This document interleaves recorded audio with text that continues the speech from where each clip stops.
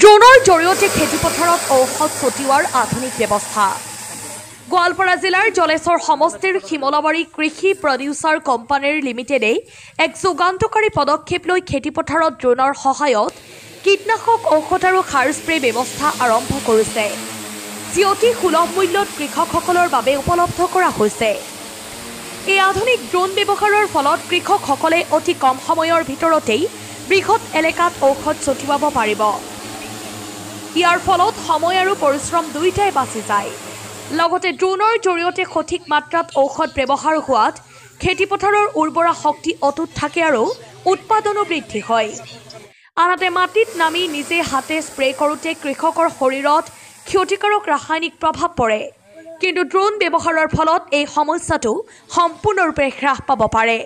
ড্ৰোনৰ সহায়ত খেতিপথাৰত স্প্ৰে কৰাটো কেৱল উপকাৰী নহয়, বৰঞ্চ খৰচ বচোৱা আৰু পৰিৱেশ সংৰক্ষণৰ ক্ষেত্ৰতো এক উল্লেখযোগ্য পদক্ষেপ হিচাপে গণ্য কৰা হৈছে। শিমলাবাৰী কৃষি প্ৰডিউচাৰ কোম্পানীৰ এই আধুনিক পৰীক্ষামূলক পদক্ষেপে জলেশ্বৰৰ কৃষি ব্যৱস্থাত এক নতুন দিশ উন্মোচন কৰিব বুলি আশা প্ৰকাশ কৰা হৈছে। যদি আপুনি আপোনাৰ খেতিপথাৰত ড্ৰোনৰ সহায়ত স্প্ৰে কৰিব বিচাৰে তেন্তে যোগাযোগ কৰক 6002313709 নাইবা 9957024895 নম্বৰত।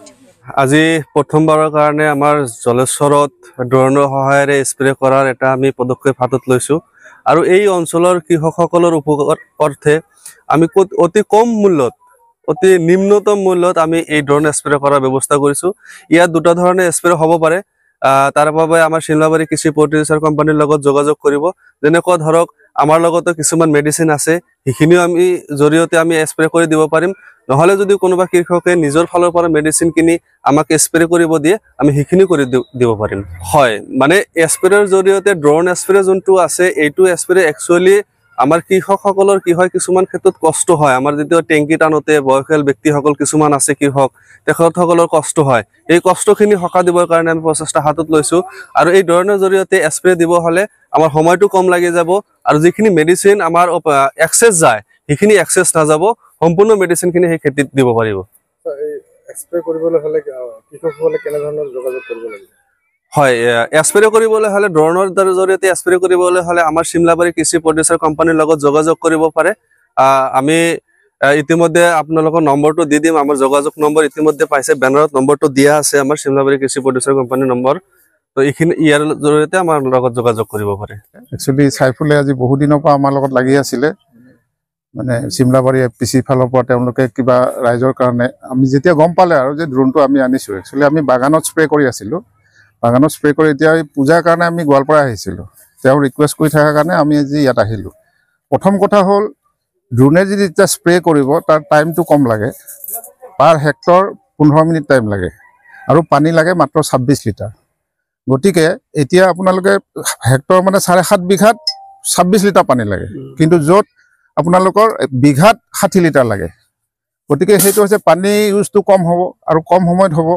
আৰু চবচে ডাঙৰ কথা, ইয়াতে সেই যিটো ড্ৰপলেট ওলায় মানে স্প্ৰে কৰোঁতে, ইয়াৰ ড্ৰপলেট চাইজটো হৈছে 50 মাইক্ৰন, যিটো গছৰ ষ্টমাটা আছে ষ্টমাটাতকৈ সৰু। সেইকাৰণে কি কয়, পাতৰ ভিতৰত সোমাই যায় আৰু সেইকাৰণে কণ্ট্ৰলটো ইয়াৰ বহুত দিনলৈকে যায়।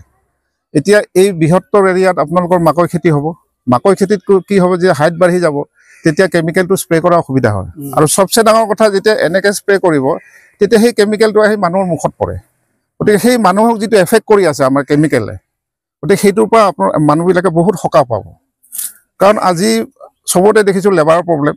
গতিকে আজি নহয় কালি আমি এনেকুৱা ধৰণৰ টেকন'লজি আমি একচেপ্ট কৰিবই লাগিব। গতিকে অসমত পোনপ্ৰথমবাৰৰ বাবে AGR পায়োনিয়াৰ চিডছ প্ৰাইভেট লিমিটেড বুলি আমাৰ কোম্পানীটো এটা হায়দৰাবাদৰ কোম্পানীৰ লগত আমি টাই আপ কৰিছোঁ। টাই আপ কৰি আমি এতিয়া সদ্যহতে 4খন ড্ৰোন আনিছোঁ। কিন্তু অহা বছৰ আমাৰ বাগানত যিটো ৰিজাল্ট পাইছে, সিহঁতে 60 দিনলৈকে কণ্ট্ৰল পাইছে। য'ত তেওঁলোকে মাহত 2বাৰ স্প্ৰে কৰে, এতিয়া 60 দিনৰ মূৰত এবাৰ স্প্ৰে কৰে। তাৰমানে 3টা স্প্ৰে তেওঁলোকৰ কমি গ'ল। 3টা স্প্ৰে কমাৰ লগে লগে 3টা স্প্ৰে মেডিচিনৰ কষ্টটো কমি গ'ল। এখন ড্ৰোনেদি প্ৰত্যেক দিনে 40 হেক্টৰলৈকে কভাৰ কৰিব, মানে 300 বিঘালৈকে কভাৰ কৰে এখন ড্ৰোনেদি। গতিকে সেইকাৰণে মই ভাবোঁ এতিয়া মাকৈ খেতিত বিশেষকৈ ৰাইজে যেতিয়া এইটো একচেপ্ট কৰিব, বৃহৎ এৰিয়াত মানুহখিনি যদি জানা হ'ব, চবেই আঁকোৱালি ল'ব বুলি মই আশা কৰিছোঁ। আৰু বিশেষভাৱে মই শিমলাবাৰী FPCৰ চাইফুলক মই বহুত ধন্যবাদ দিছোঁ। তেওঁলোকে এই গাঁওখনৰ কাৰণে এই এৰিয়াটোৰ কাৰণে কিবা এটা কৰিম বুলি ভাবিছে তেওঁলোক আগুৱাই যাওক আমি সকলোৱে একেলগে আগুৱাই যাওঁ সেয়ে মোৰ চবলে